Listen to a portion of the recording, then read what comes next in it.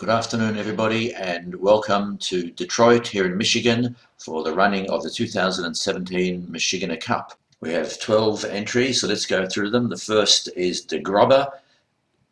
This should do well in this weight for age classic race, but you'd have to question the owner's choice of Donald Trump as the jockey. Apparently Trump caused an uproar by sending a Twitter warning the other jockeys not to get in his way. Number 2 is for the Schleppter Krenk.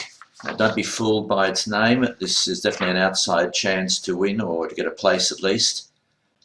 Number 3 is Kishmein Tuchus. Has had a couple of big wins recently, owned by the Parasol family, and the matriarch of the family, Ruth, was apparently featured in Forbes magazine as one of the world's richest billionaires.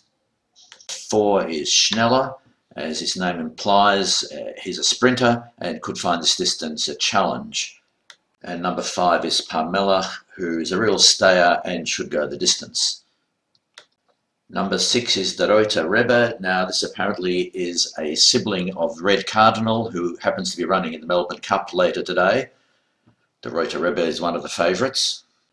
Scheinkate is number 7, and a beautiful filly, and may have an outside chance here.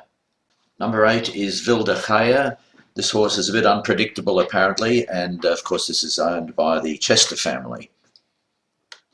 Number 9, very popular at the moment, Fagula, owned by the Alpha Society Syndicate, and last week of course won the Cox Plate, so must be considered.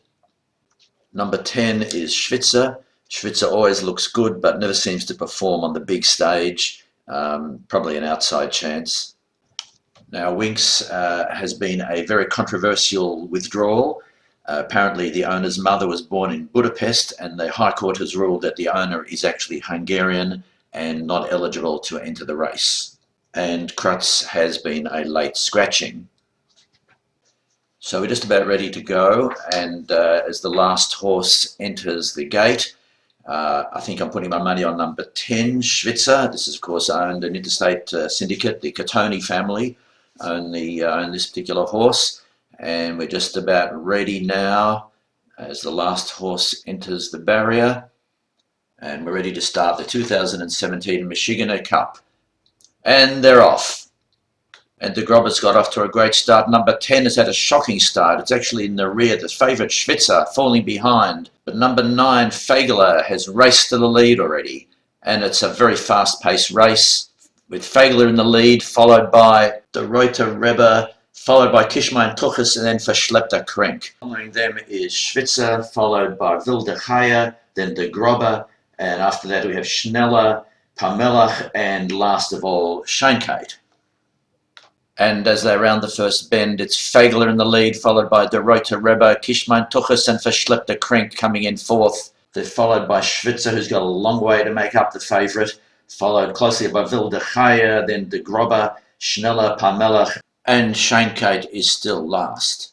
And it's still Fagler, followed by the Reuter Rebbe, closely by Kishmein Tuchus and for Schleppter Krenk. Fagler and the Reuter Rebbe are starting to break away from the pack now as they streak forward, and I wish the hell I could see what was going on. They're on the back straight, but my wife mislaid my glasses and I can't see a bloody thing. Number 4, Schneller, is moving up quite quickly, and number 10, you can see the back of that pack is starting to come forward and making his move now. And coming round the back turn, Fagel is still in front with the Reuter Rebbe falling behind a little. Kishmein Tuchus, number 3, has come up, followed by Wilde Chaya now in 3rd place.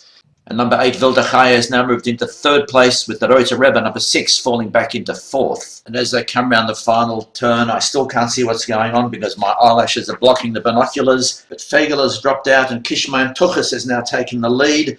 And look at number 10 come around the outside. The favourite Schwitzer is catching up. But with 200 yards to go, it's Kishmein Tuchus in the lead. Schwitzer's chasing him now. Number 4 is number 8, and the others look like they're out of this. And it's the 2-horse race now between Kishmein Tuchus and Schwitzer. And on the line, Kishmein Tuchus wins. And Schwitzer's the runner-up, and Wilde Chaya comes in 3rd. And here's the Parasol family celebrating, and here's the rather reclusive Sam Parasol that doesn't like to be seen in public.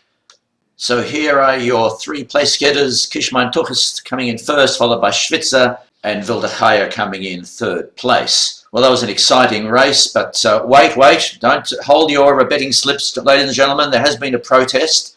We'll just have to wait on this one. Apparently, Fegele has accused Schwitzer of some inappropriate touching, apparently in the third leg of the trifecta.